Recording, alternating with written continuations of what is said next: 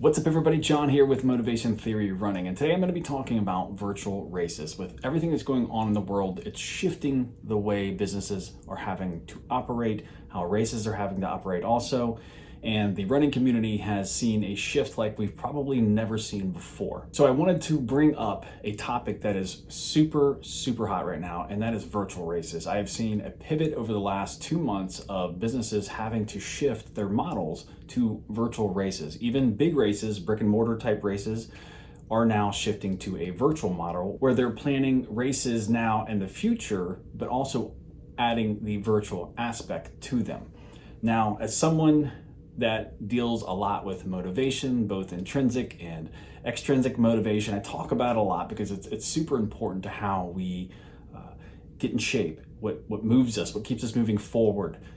But right now, without having those real live races, it's a little more difficult for people who cling on to that aspect, the community aspect, getting together. And then there's folks who get more motivated by the medals and the swag and the shirts and being able to post pictures.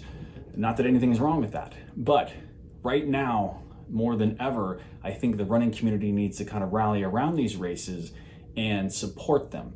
Now, I'm not saying if running virtual races doesn't do anything for you, like me personally, I don't find a huge carrot, if you will, in running a virtual race. I think it's kind of cool to participate in some of them, but it's, getting the medal and the shirt, it's all right. But if I could run a race virtually, out in my neighborhood and kind of mail in $25 and then get a shirt, I like running shirts, so that's a good way of doing it. I think that aspect is kind of cool. But what I've been thinking a lot about is supporting the network for those who have supported us for so long. The people who do the medals, that do the t-shirts, that do the signage, the running companies that are just for setting up, the timing companies, setting up races, and the timing companies, and everything that goes along with that whole community that supports putting on races. They're all struggling too, and they're scrambling right now to find a way to keep things moving.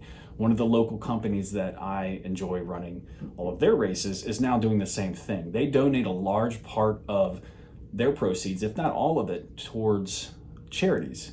So right now, they're still putting on virtual races so that they can support those companies, those small companies that do the signages and the t-shirts and all that stuff to keep them afloat.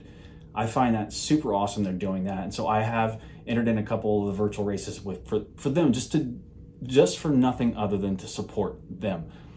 That's another aspect. The charities are going to be struggling too, because a lot of these races put on a large part of their entries towards charities and supporting charities. And that's another aspect right now. Those charities are suffering.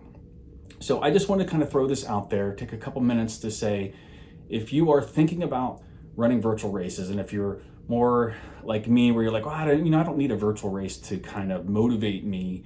I'm just going to run them around my neighborhood. Why would I pay someone to do that? I know that's kind of a cynical way of looking at that, but look into the races you would like to support. Do some research around your area, and because they're virtual, you can kind of go around the world now, but look into them and see kind of what their mission statement is, what they're supporting. There's a lot of them out there that are still just supporting the folks in need, whether or not it be COVID or just the charities that they typically support.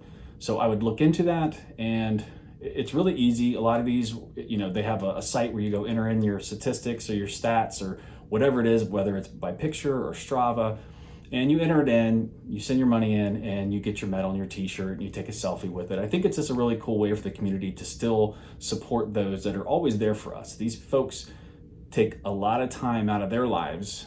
Some of these companies are just people who are just volunteering their time to put on races, and that's all for the benefit of us as runners. So I think we should take this time now to support those that have supported us for so long, to give us those fun races and things like that. So remember the charities, remember the companies that support those races. It's not just the races themselves, it's the people who do the signage and the t-shirts and the medals. Everything that comes together to put on a race needs your help right now. So I would just look into it and see what you can do. All right, that's just my 2 cents, putting some food for thought out there. Please let me know what you think down in the comments. If you think differently or you agree, please let me know down in the comments. If you like this video, please hit that thumbs up, and I'm gonna leave you with a couple videos over here to help motivate you during this time. Some good stuff over here. I'll see you in the next video. Thanks for watching.